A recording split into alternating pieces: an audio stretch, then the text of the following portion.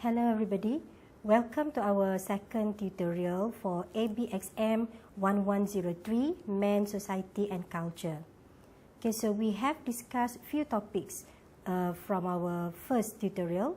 Okay, so we have discussed on topic 1 and topic 2, and today we are going to proceed with topic 3, marriage and kinships. Okay, so previously we have discussed about the concepts of culture. Okay, and we have discussed about the relationship between man, society and culture.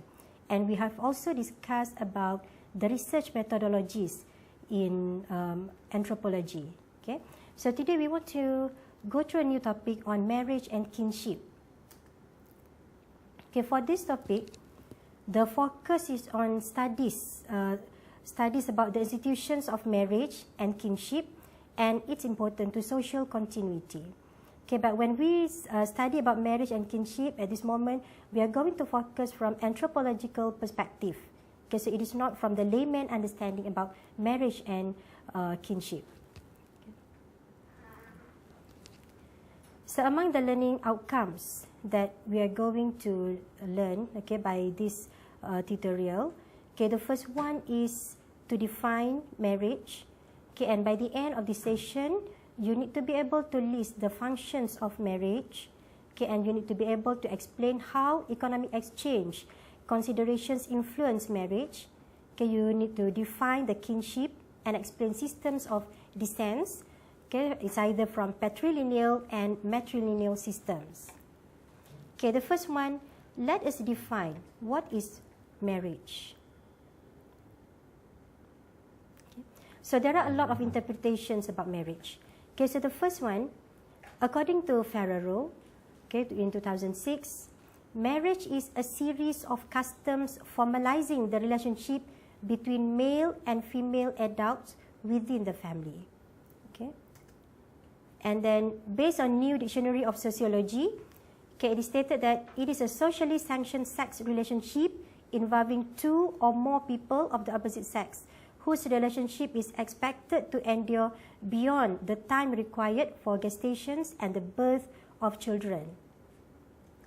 Okay, and from the other scholars, okay, A.R. Radcliffe Brown, he mentioned that marriage is a form of social relationship that gives social recognitions and parental status to children born out of that relationship. Okay, so we have seen just now three definitions from three different scholars. Okay, so out of three definitions that I mentioned just now, generally, it relates marriage as uniting male and female adults, okay, legitimizes sexual relations between them through the conjugal rights, and organizes their mutual economic rights. Okay, so we can see that how marriage is an important factor as a social agent in a society. Okay, so in marriage, there are many other aspects that need to be discovered. Okay, so there are social and economic relations in society between men and women, which do not necessarily involve sexual relations. Okay, for example, let's say a relationship between the boss and the female workers. Okay, so it does not involve so kinds of sexual relations. But in marriage, okay, there is sexual relationship. Okay. So we have done the definitions of marriage. Okay, so the second one, okay, in this topic, we want to identify what are the functions of marriage. Okay, so basically, the functions of marriage, the first one is to regulate the sexual relations between men and women. Okay, and then to assign the separate roles for men and women, which is regarding to divisions of labor, and also to ensure the welfare and also the protections of children.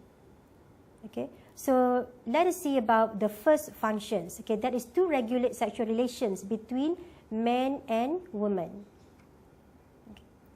Okay, so basically, marriage regulates stable sexual relations between husband and wife for the purpose of procreation. Okay, so this is the main aim of marriage. Okay, in every society, why it has been made legalized? Okay, because it is as the purpose of procreation.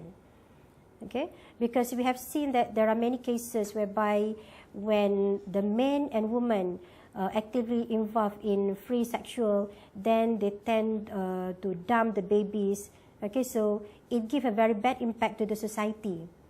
Okay, so that is why the actions has been legalized through the marriage relationship.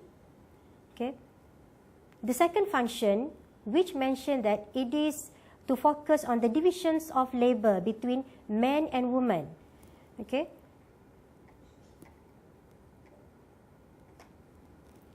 Okay, what is divisions of labor here? Okay, when discusses about marriage, okay, marriage provides a social mechanism which assigns role which is based on gender between men and also women. Okay, for specific reasons, biologically and culturally, men tend to shoulder certain roles, okay, which are different from that covered by women. Okay, so we can see that men have their different roles and women also have different roles. And to ensure social survival, men and women must cooperate by offering services to each other. Okay, so we can see that how marriage able to facilitate the exchange of services between men and women. Okay, so when it comes to the relationship between husband and wife, so both husband and wife, their own responsibilities that they have to take up. Okay, the third functions, okay, which mention that marriage as to ensure the welfare and protections of children. Okay, so we have discussed just now whereby the aim is for procreation. Okay, so it is towards having children. Okay, so through marriage, it ensures that the welfare of children is not neglected. Okay, so by being the parents, they have to be responsible and provide the necessary needs of the children. For example, the education, love, food. Okay. Okay, so we have covered on the functions of marriage. So we have discussed about the three functions of marriage just now. Now let us see what are the economic exchange considerations influence marriage. We can see that in one society to the other society, the considerations on economic exchange is totally different.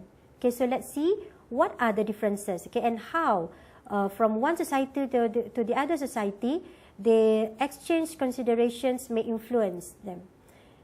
Okay, so basically, the economic considerations in marriage, they have many types. Okay, there are many forms of economic considerations in marriage. Okay, basically, they comes in 4 types. The first one is bride wealth. Okay, and sometimes in certain society, they have bride service, okay, dowry, and also reciprocal exchange. Okay, let's discuss the first one for the bride wealth. This is very common, okay, especially for the Malay society, okay, whereby the payment made by the groom's family to the bride's family. And according to the World Ethnographic Survey by Murdoch, bride wealth is practiced by 46% of the world's societies. Okay. And usually, bride wealth is paid in the form of money. Okay, but other cultures pay bride wealth in the form of livestock, for example, sheep, horses, cows, and goods, for example, mats, blankets, spears, okay, other items which convey status and wealth. Okay, for Malay society, we have few items to be given. Okay, so for the West, okay, they have a rather negative view of the institutions of bride wealth. Okay, so they disagree with the practice of bride wealth, whereby they say that Christian missionaries look upon the bride wealth as something that degrades women and not compatible with the Christian concepts of marriage. And even the colonial administrators perceive the bride wealth as a sign of women's inferior social status in traditional society. So it is like, by giving bride wealth, okay, it is like degrading the status of women. However, anthropologists always see the things in another perspective. Okay, so anthropologists take a different stand and defend the bride wealth as a functional part of the traditional systems of marriage. Okay, so basically, to anthropologists, the bride wealth serves as the first one as a guarantee that the wife will be treated well, and the second one, a mechanism to stabilize marriage by reducing the risk of divorce. Okay, and it also as a compensation for the wife's family for the economic loss. Okay, and because once the daughter becomes someone's wife, okay, then she's no longer able to work for her family. Okay, and the other factor, okay, it is said that bride wealth serves as compensation for the loss of a childbearing capacity, because once the daughter marries, she will bear children for her husband's line and not for her own. Okay, so by this time, the daughter of someone will have other responsibilities. Okay, on the other factor, bride wealth also serves as a symbol of unifications of two large kinship groups, okay, from one family and the other family. And it is as a mechanism to validate traditional marriages. Okay, so bride wealth also may serve as an exchange of rights, okay, to the children from the mother's family to the father's family.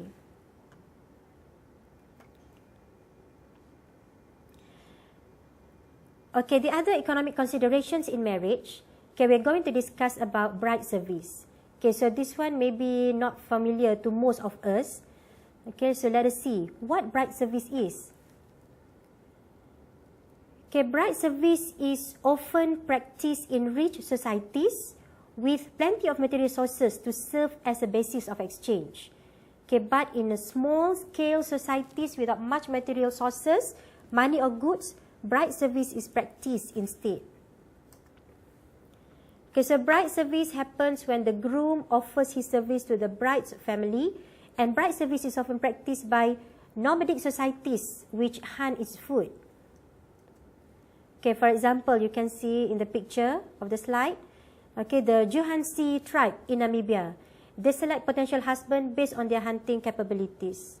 Okay, so if they want to get married, so they have to show to their in-law to be that they managed to get food for the family. So they have to prove that they managed to do those things. Okay, so a potential husband must prove his ability to hunt before he is considered fit to marry. Okay, because his father-in-law will depend on him to hunt and provide food as his bride service. Okay, so the other economic consideration in marriage is dowry. Okay, so this one may be familiar to most of you. Okay, dowry, it is the type of exchange of goods or money, okay, from the wife's family to the husband's family. Okay, so dowry is always provided by the wife's family, but the recipients vary from culture to culture. Okay, and most people associate the practice of dowry with Indian society. Okay, whereby in order to get married with someone, okay, a husband to be, a wife to be, need to pay the dowry to the person who he is going to get married.